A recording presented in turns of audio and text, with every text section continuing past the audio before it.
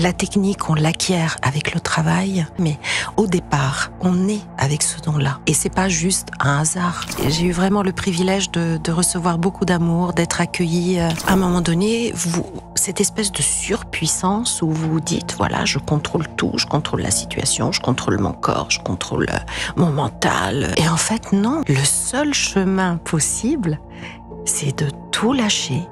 Europe 1, 14h-15h, Cœurs et âmes. Grégory Turpin. Merci d'être avec nous sur Europe 1 dans Cœurs et âmes. Aujourd'hui, nous parlons de grâce, de beauté, de perfection, mais surtout de ce qui coûte parfois pour y parvenir. Notre invitée est danseuse étoile, actrice. Une femme exigeante, déterminée, habituée à l'excellence et à la lumière des projecteurs. Mais un jour, cette lumière s'est déplacée et elle est devenue plus intérieure, plus spirituelle. Alessandra Martinez, merci d'être avec nous. Vous allez nous raconter comment, après des années de scène et de réussite, un événement intime et douloureux a ouvert en vous un espace de foi. Alors vous avez commencé très jeune, la danse à 5 ans. Vous bougiez, vous dites un peu n'importe comment. Ça veut dire quoi cette phrase? C'est-à-dire, j'avais bien sûr aucune technique à l'époque, donc c'était vraiment instinctif en écoutant la musique. Et on s'est rendu compte que vous aviez un don qui était presque inné. Non, personne n'y croyait, à part moi. Ah, très bien. Et alors, justement, quand est-ce que vous avez compris que ce n'était pas un jeu ? Il n'y a pas eu vraiment un moment qui a fait que je me suis dit, voilà, là, je veux en faire mon métier. Depuis toute petite, je rêvais de danser tout le temps, en fait. Et donc, c'était vraiment une nécessité en moi. Alors, mes parents n'y croyaient pas trop. Ils disaient, oui, toutes les petites filles ont envie de danser, d'avoir un petit tutu, etc. Mais très vite, quand vous êtes confronté à la douleur physique, vous avez mal aux pieds, vous avez des blessures, etc., vous vous rendez compte qu'en fait, non, ça persiste. Et c'était mon cas. Alors vous entrez au Conservatoire national supérieur à Paris, puis à l'Opéra de Chicago. Quelle place avait votre foi à cette période ? Alors j'avais été baptisée, mais j'avais jamais fait ma première communion. Donc à la maison, on croyait, mais on n'était pas du tout observant, parce que en fait mes parents voulaient me laisser libre d'être en demande en fait du Seigneur et pas de me sentir obligée de suivre un parcours simplement parce que à 8 ans on fait la première communion, etc. Et tout en étant toujours dans leur conduite, ce que j'appelle un peu l'éducation silencieuse, c'est-à-dire par leur attitude, par leur conduite, ils se sont toujours comportés selon les préceptes en fait de la religion catholique, mais sans nous imposer, mon frère et moi, ces dates limites, et voilà. C'est vrai que par la suite, inconsciemment, il y avait cette recherche de spiritualité, parce que quand vous essayez d'exprimer des choses à travers le geste, quand vous donnez à travers vos mouvements à voir en quelque sorte la musique qui vous porte, c'est aussi une recherche d'élévation et pas que physique. Mais justement, quand vous dansez, est-ce qu'il n'y a pas des moments justement où vous sentez quelque chose qui vous dépasse, qui vous transporte ailleurs, parce que il y a le geste qui peut être arrivé à une certaine perfection et qui fait voir quelque chose d'autre ? Alors cette perfection-là, on l'atteint jamais. On a souvent parlé de la relation d'un danseur, par exemple, avec le miroir.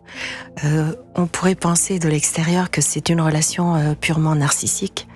Or, c'est pas ça du tout, en fait, parce que on est très sévère envers soi-même avant même que votre coach le soit.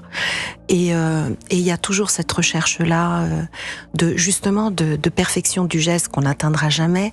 Alors, est-ce que c'est une forme aussi d'orgueil ? Je me tourne vers le Père.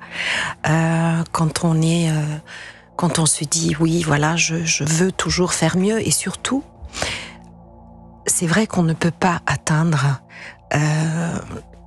quelque chose plus spirituel, de plus haut, j'ai envie de dire, si on n'est pas ouvert à recevoir justement l'Esprit Saint, quelque chose qui nous dépasse complètement.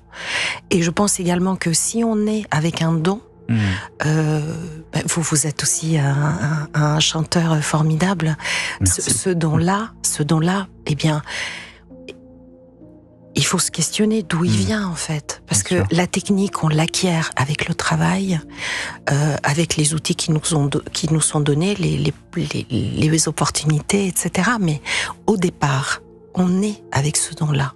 Et c'est pas juste un hasard. Bien sûr. Donc il nous a été donné. Alors après, la vraie question que je me pose aujourd'hui, c'est qu'est-ce que je peux faire avec ce don qui m'a été donné, pour lequel j'ai aucun mérite. Alors la technique, oui, parce que j'ai bossé vraiment très très dur. Mais sinon, pour ce don-là reçu in the first place, j'ai envie de dire, voilà, comment le restituer, quoi en faire, c'est ça la vraie question. Ensuite, vous allez tourner en tant qu'actrice pour les plus grands. Vous allez vraiment faire une très belle carrière. Vous allez en parallèle devenir maman. Est-ce qu'il y a quelque chose qui va changer à ce moment-là ? Ah oui, évidemment. Peut-être les priorités ? Absolument. Aujourd'hui, c'est et puis même au moment où on donne la vie, c'est quelque chose on peut pas l'expliquer en fait, et ça nous ramène effectivement à après avec une maturité peut-être de la foi. Ça nous ramène aussi à Marie, que j'aime tout particulièrement. Et le fait de la suivre très humblement, bien sûr, mais de la garder toujours dans mon cœur comme un exemple, aussi dans les moments très difficiles. Alessandra Martinez, vous allez vraiment nous dire à quel point justement la foi a transformé votre vie dans un instant, avec le Père Philippe de Maistre qui est là et avec qui on va pouvoir échanger. Mais justement, est-ce que vous pouvez nous dire à quel moment votre vie a basculé et il y a eu une dimension spirituelle peut-être qui n'était pas aussi présente avant ? Je pense que cette quête spirituelle, elle était là, juste je n'arrivais pas à la décoder. Il y a eu plusieurs appels du pied du ciel, pour ainsi dire, mais comme le Seigneur est extrêmement délicat, il nous laisse toujours libres de choisir le chemin qu'on veut suivre. Et en fait, à un moment donné, il y a eu un événement très douloureux, une personne très très proche de moi qui est tombée malade, et donc qui était en danger de mort en fait à cause de cette maladie. Et si vous voulez, là, vous vous rendez compte que malgré les traitements, malgré tout ce que vous, à votre petit niveau, vous pouvez faire, ou même les médecins qui sont merveilleux par ailleurs dans ce qu'ils font, mais à un moment donné, vous contrôliez plus rien. C'est-à-dire, contrairement justement à la danse classique où vous contrôlez votre corps en permanence, mais pas que, parce que vous contrôlez votre mental aussi. Vous surmontez la douleur avec votre mental, etc. Donc, il y a peut-être à un moment donné, cette espèce de surpuissance où vous vous dites, voilà, je contrôle tout, je contrôle la situation, je contrôle mon corps, je contrôle mon mental, j'ai mal, mais j'y vais quand même, etc. Et en fait, non, là, vous vous rendez compte que le seul chemin possible, c'est de tout lâcher. Et ça fait tellement de bien de tout lâcher, quoi. De se dire, voilà, Seigneur, je ne peux rien sans toi, je ne suis rien sans toi, je m'abandonne à toi, fais de moi ce qui te plaira. Voilà. Merci beaucoup, Alessandra Martinez. Père Philippe de Maistre, comment vous réagissez à ce que vient de nous partager Alessandra Martinez ? En vous entendant, je pensais que le grand artiste divin dans nos vies, c'est Dieu.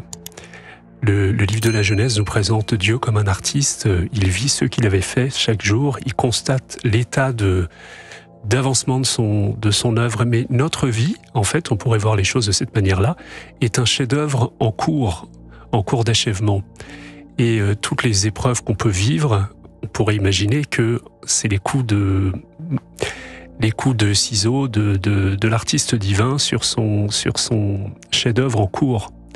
Il y a une très belle image de ça. Je ne sais pas si vous connaissez le film La Cabane l'adaptation de ce roman américain.